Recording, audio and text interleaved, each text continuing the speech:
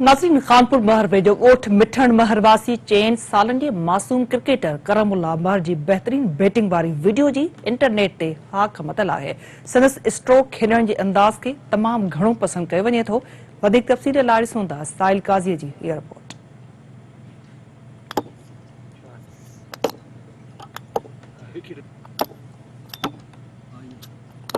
Cricket रांदि पाकिस्तान में जुनून जी हद ताईं ॾिठी खेॾी ऐं पसंदि कई वेंदी आहे ऐं मुल्क में क्रिकेट जो वॾो टैलेंट पिणु मौजूदु आहे। क़ौमी टीम में शामिल अक्सर रांदीगर बि घिटियुनि में प्लास्टिक या मैदाननि में टेप बॉल सां खेॾी क़ौमी टीम जो हिसो बणिया ऐं मुल्क तोड़े क़ौम जो नालो रोशन कयो। सिंध टीवी न्यूज़ अहिड़े टैलेंट सां भरपूर मासूम क्रिकेटर वटि पहुती आहे जंहिंजी इंटरनेट ते बैटिंग जी वीडियो तमामु घणी वायरल थी वई आहे। खानपुर मार सां तालुक रखंदड़ रुगो चइनि वेरनि जो नीगर करमुल्ला महर बि दीवानगी जी हद ताईं क्रिकेट ख़ासि तौर ते बैटिंग सां चाह रखे थो, जंहिंजो अंदाज़ो इंटरनेट ते संदसि बैटिंग जी वायरल थियल वीडियो मां ॾिसी सघिजे थो।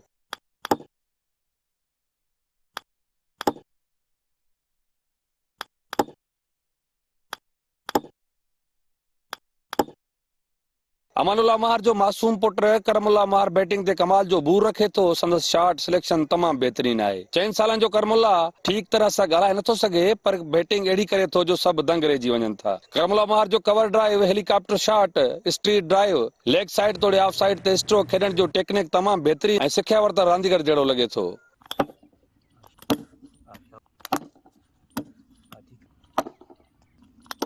मासूम करमुल्ला महर बाबर आज़म ऐं कोहली जी बैटिंग शौक़ सां ॾिसे थो ऐं उहे ई संदसि आइडियल आहिनि। करमुल्ला खे सिखिया संदसि चाचो रज़ा मोहम्मद महर ॾे थो, जेको घोटकी ज़िले जो पिणु सुठो रांदीगर आहे। नीगर जे चाचे रज़ा मोहम्मद महर सिंध टीवी न्यूज़ सां ॻाल्हाईंदे चयो त हू जॾहिं बि रांदि ते वेंदो आहे करम साणसि गॾु हूंदो आहे ऐं उतां ई सिखे थो ऐं घर में प्रैक्टिस कराईंदो आहे। हुन चयो त मौक़ियो ऐं प्लेटफॉर्म न मिलण सबबि असीं रहिजी वियासीं, पर करमुल्ला वॾो थी बहितरीन रांदीगर थींदो ऐं मुल्क जो नालो रोशन कंदो।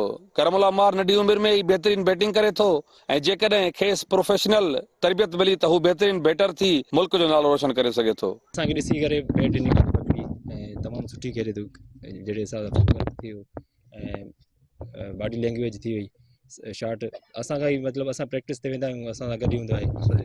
प्रैक्टिस ॾिसे थो, शॉट्स ॾिसे थो कीअं खेॾनि था, उनखे पंहिंजे वरी प्रैक्टिस में यूटिलाइज़ करे थो। तकबिल सर, जेको शइ असांखे न मिली या असांखे मतिलबु जहिड़ी उमिरि में क्रिकेट असां शुरू कईसीं काफ़ी देरि थी वियो, हाणे इन करे असां थोरो जल्दी ट्रेंड कयूं था, जीअं अंडर 13 थियो, अंडर 16, अंडर 19 ये टई फॉर्मेट खेॾी सघे।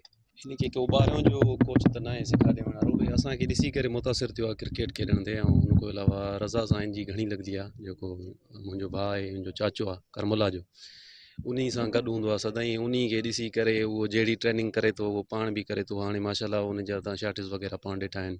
रांदीगर थींदो, मुस्तक़बिल जो पाकिस्तान जो नालो रोशन कंदो। इन जा चाचा बि सुठा क्रिकेटर रहिया आहिनि, उन्हनि जो बि घोटकी डिस्ट्रिक्ट में तमामु सुठो नालो आहे। उन्हनि खे जेकी शइ न मिली सघी अला कंदो, इनखे मिलंदी, जेके बि माना वसायल हुया अला कंदो, इनखे मिली वेंदा। गवर्नमेंट बि ताउन कंदी। सिंध जे स्पोर्ट्स खाते खे घुर्जे त खानपुर महर जे नीगर करमुल्ला महर जो टैलेंट ॾिसी खेसि प्रोफेशनल सिखिया ॾियारण लाइ प्लेटफॉर्म फराहम कयो वञे त जीअं करमुल्ला ऐं अहिड़ा ॿिया रांदीगर अॻिते वधी क़ौमी टीम में मुल्क जी नुमाइंदगी करे सघनि। कैमरामैन अलीजान सां गॾु साहिल काज़ी, सिंध टीवी न्यूज़, खानपुर महर।